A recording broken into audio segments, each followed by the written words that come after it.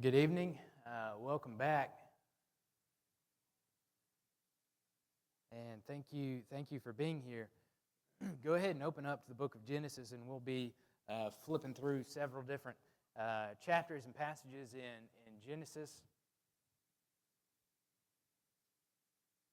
And this is an idea that I've been thinking about for quite some time, maybe a couple years.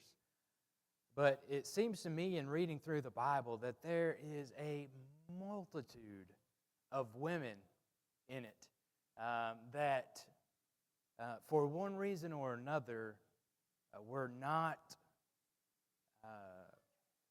fruitful. They didn't have children naturally. And then, through events that occurred, they were blessed with children.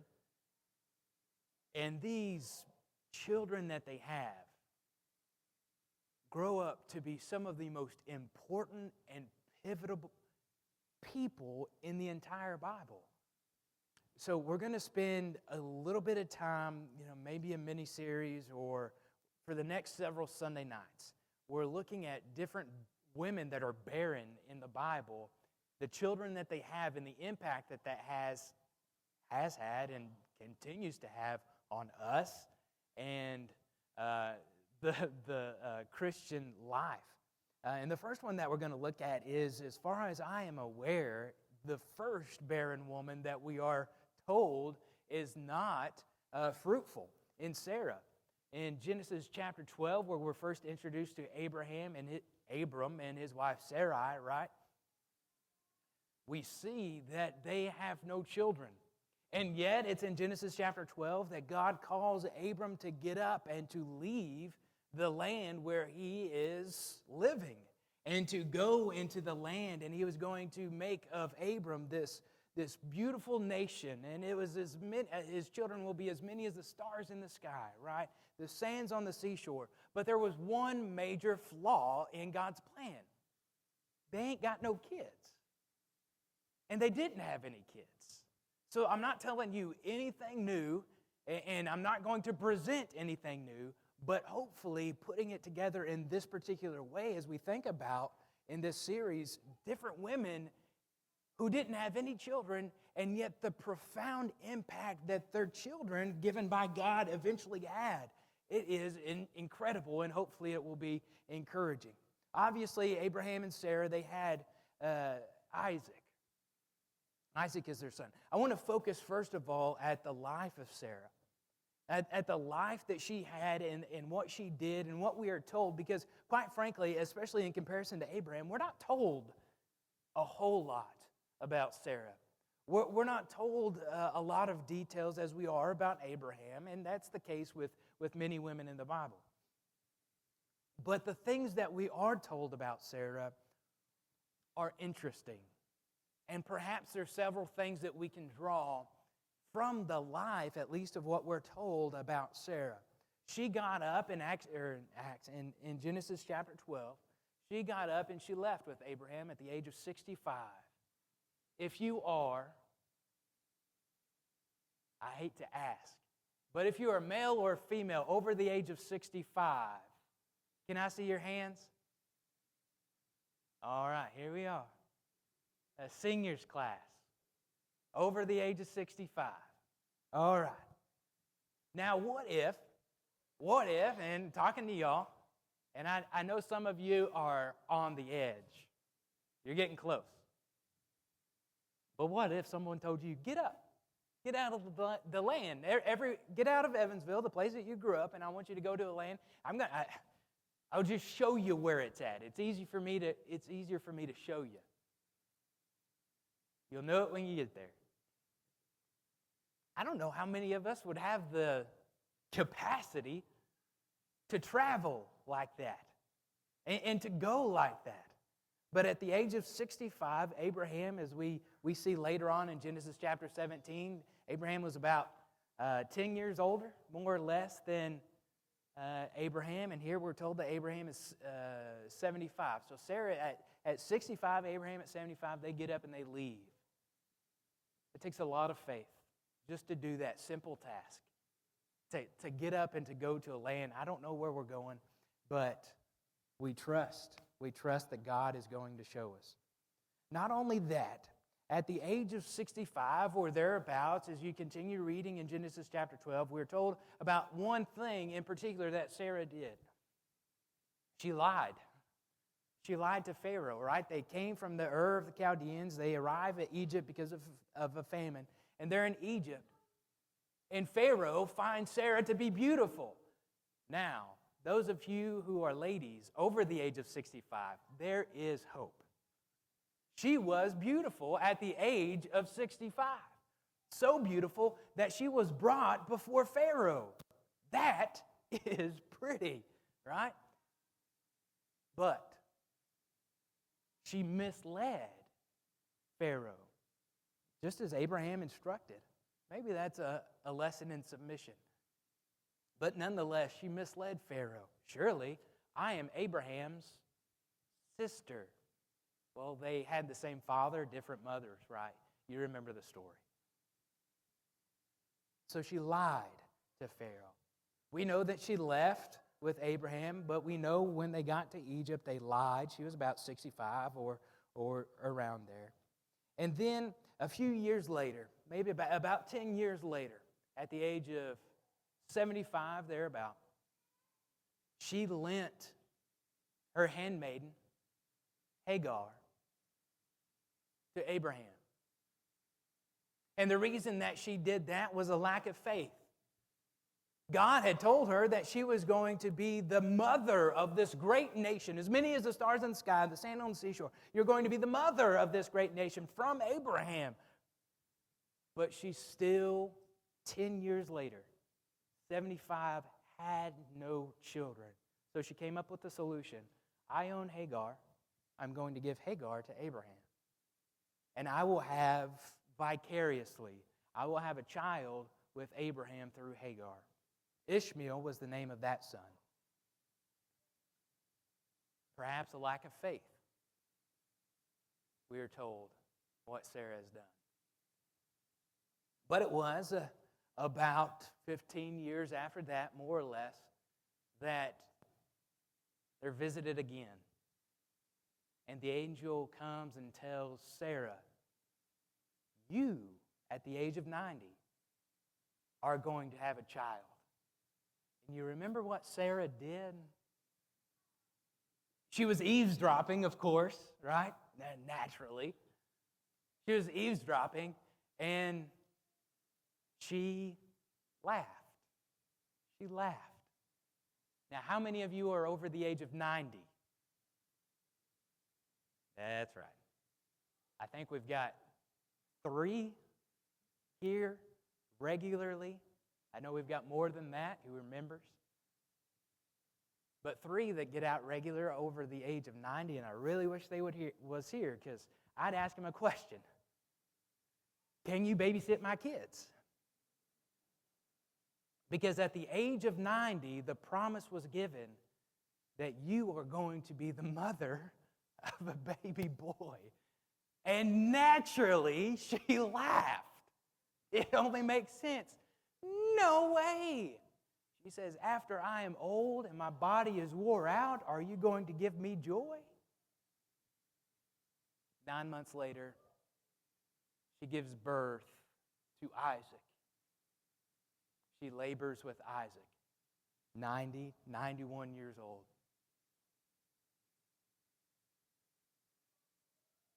What a story. But if you look at the details of Sarah's life, in many ways it's overshadowed with what she did wrong, isn't it? I mean, all the things that she did right, certainly she did so many things right in her faith and leading and submission and all those things, but she lied to Pharaoh, right? She laughed at God, at God's promise, maybe a lack of faith, and she lent Hagar, and again, another lack of faith. Perhaps, if you could categorize in a big brushstroke Sarah's life, it would be a lack of faith in God. I mean, she over and over again, she did not trust God, even misleading Pharaoh, right? Isn't that at the heart a lack of faith in God. But it's interesting because in the New Testament we are told about the example that Sarah has given, that she has given us.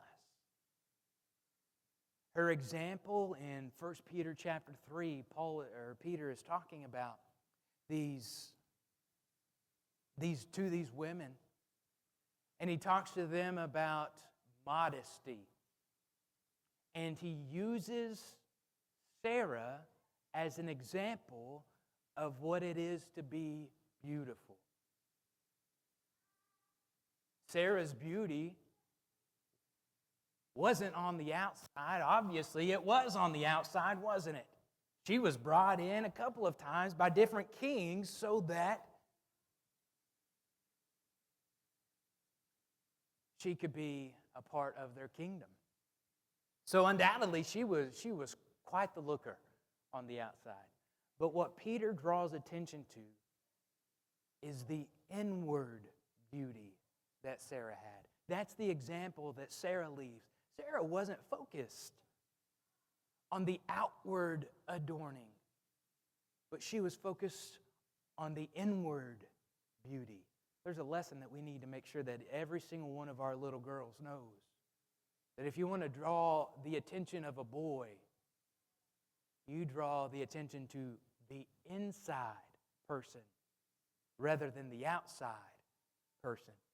That's what Sarah did. She's also an example of faith. In Hebrews chapter 11 and verse 11, you remember what the Hebrew writer, there's not very many women mentioned in Hebrews chapter 11, but one of them is Sarah.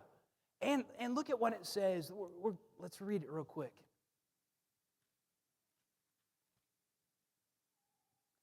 By faith, Sarah herself received power to conceive even when she was past the age. And I think we would all agree at that. 90s, well past the age. Since she considered him faithful who had promised. She believed. She believed that God was capable of His promises, and she believed that God was the God that was capable of delivering. An example of faith. An example of beauty on the inside. Perhaps we don't see the rest of the story. We see and we may categorize Sarah's life as a life of mistrust and a lack of faith in God. But clearly, she's mentioned in Hebrews chapter 11 for obvious reason. She did trust God. But what is even more, in my mind, impactful about what Sarah has done is whom she gave birth to. Isaac. We're not told a lot about Isaac, are we? We're not told a lot about Isaac, especially as we compare him to his father, Abraham. I mean, we look at Abraham as this great, awesome statue of faith. And we even look at Jacob, Israel. But in between is Isaac. We're not told a lot about Isaac, just a couple of chapters.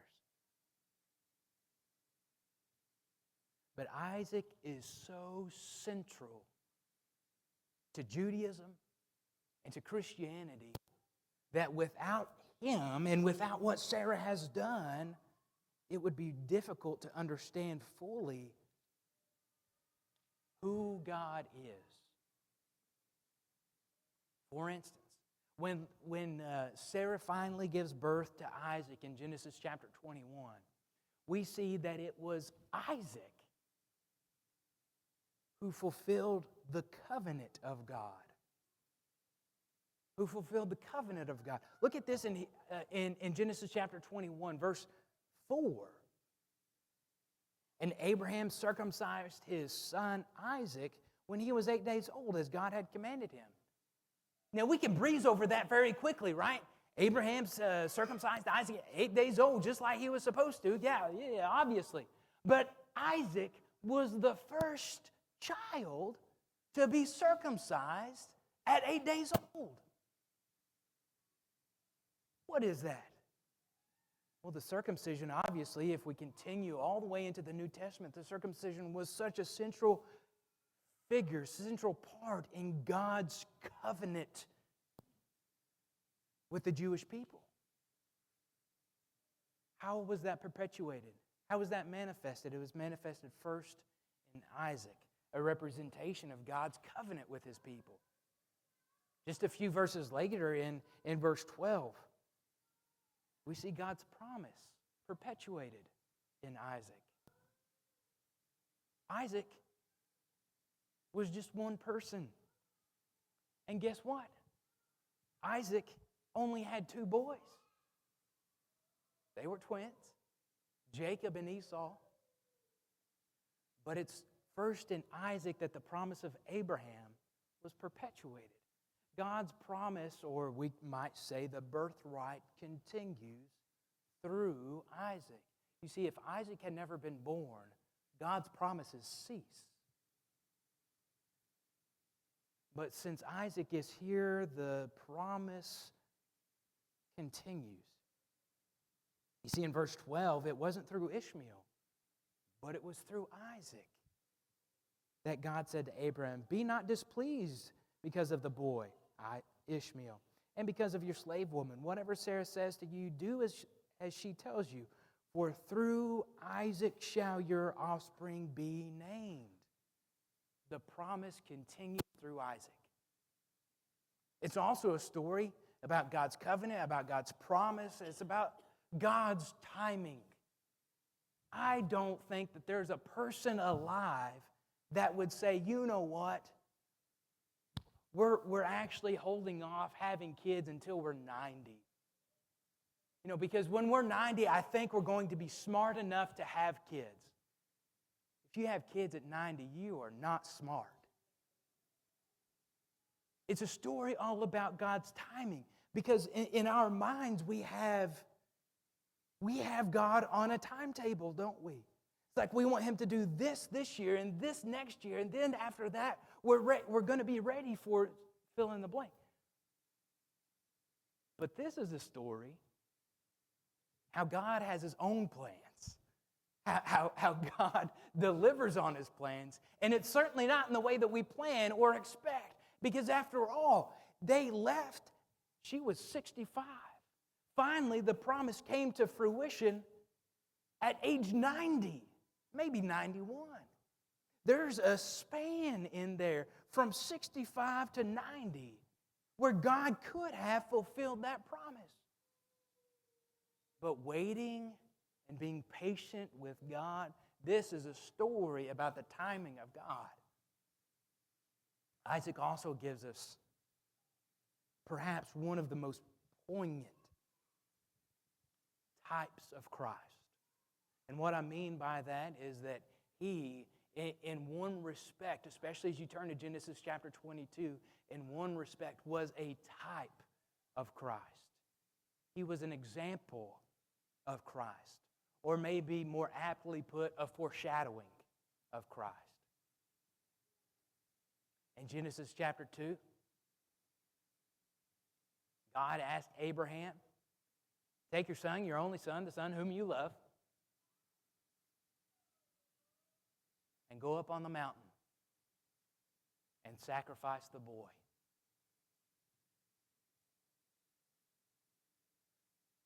Doesn't that rip your heart out? Just those words. Go sacrifice your son, your only son, the son whom you love.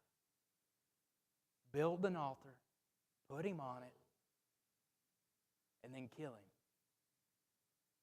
If you were in the shoes of Abraham, what would you be thinking?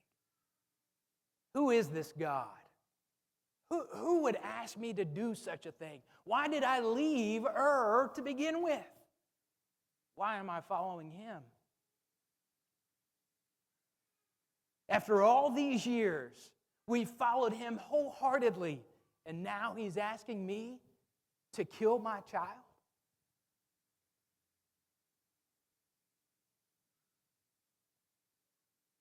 Isaac carries the wood up to the mountain. They build the altar together, I'm assuming. And Isaac's question, here's the fire, here's the wood, but where's the sacrifice? And Abraham's response, the Lord will provide.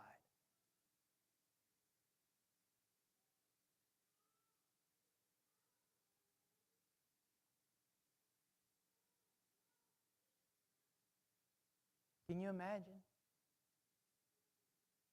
binding your son on the altar, tying up his hands, his feet? Or can you imagine the screams, the blood-curdling screams that would be coming out as you take out your knife?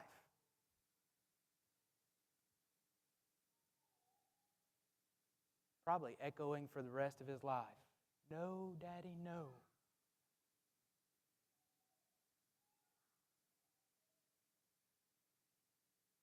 He's the type of Christ, and that is exactly what Jesus did. Carried his own cross, his own wood up the mountain. Became not the ram caught in the thicket, he became the Lamb of God. The Lamb that would take away sins. Although he cried out to his Father, if it be possible, let this cup pass from me.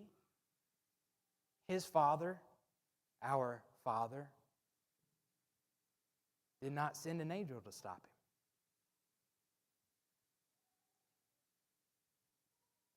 But it's through Isaac we get a foreshadowing of what Jesus was about to go through, about what Abraham, about what God was about to go through. See, although Sarah was barren, what she has done is pivotal to our understanding the love and the grace of God. You see, that's what Jesus has done. That's the sacrifice that Jesus has made, is a sacrifice that Abraham didn't have to make in Genesis chapter 22, but God made for us.